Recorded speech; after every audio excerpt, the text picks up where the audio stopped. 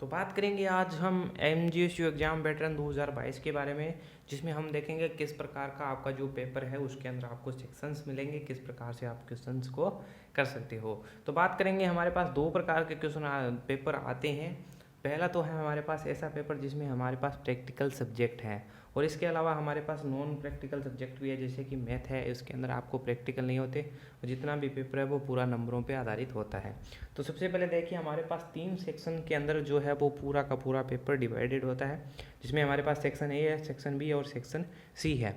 Section C की चर्चा हम अंत में करेंगे। तो सबसे पहले देखेंगे सेक्शन ए के अंदर। तो सेक्शन ए के अंदर आपको 1 से 10 तक क्वेश्चन देखने को मिलेंगे, पर आपको करने कितने हैं, तो आपको केवल 6 क्वेश्चनों को हल करना है।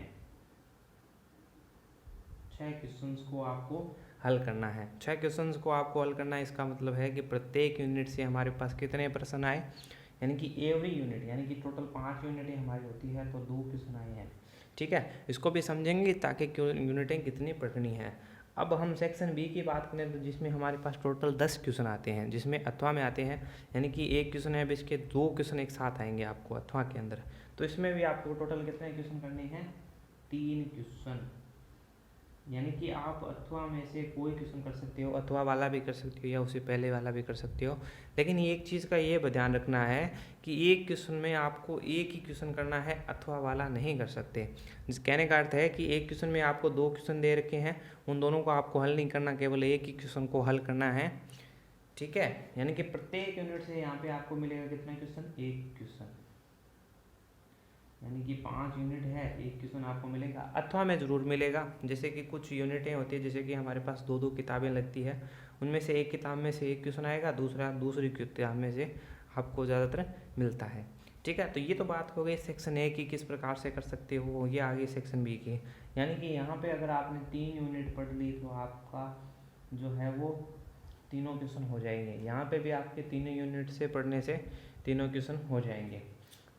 ठीक है, अब बात करें अगर हम सेक्शन सी की, अब जो बच गया है हमारे पास,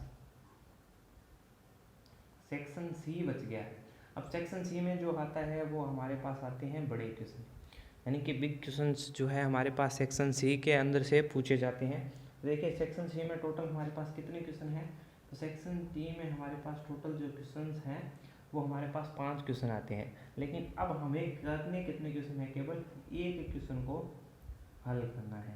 ठीक है, आपको ये दिशा निर्देश जो है वो पेपर के ऊपर भी मिल जाएंगे, इसके अकॉर्डिंग आप इसकी तैयारी कर सकते हो। यानी कि अगर आपने जो है वो यूनिटें पढ़ी, कितनी, अगर हम बात करें यूनिटें अगर आपने 3 पढ़ी है, तो आप 90 से 100% तक जो है वो मार्क्स ला सकते हो। यानी कि अगर आपने अच्छी तरीके से पढ़ी है तो आराम से ला सकते हो। अगर यदि आप मान लीजिए यूनिट केवल 2 ही पढ़ी है, यानी कि आपने अगर यूनिटें 2 ही पढ़ी है, तो आप देखिए सेक्शन ए से कितने 4 क्वेश्चन कर सकते हो। इसके बाद में बी सेक्शन से बात करें तो आप 2 क्वेश्चन कर सकते हो, और सी से तो हमारे पास एक हो ही गया। यानी कि यहाँ से देखिए छोटे क्वेश्चन आपसे कितने छूटे, 2, और यहाँ से अगर हम बात करें बीच के क्वेश्चन हमारे पास एक छूटे हैं, तो भी आप 80% तक आराम से ला सकते हो। तो ये कुछ हमारे पास एग्ज़ाम पैटर्न है 2022 का।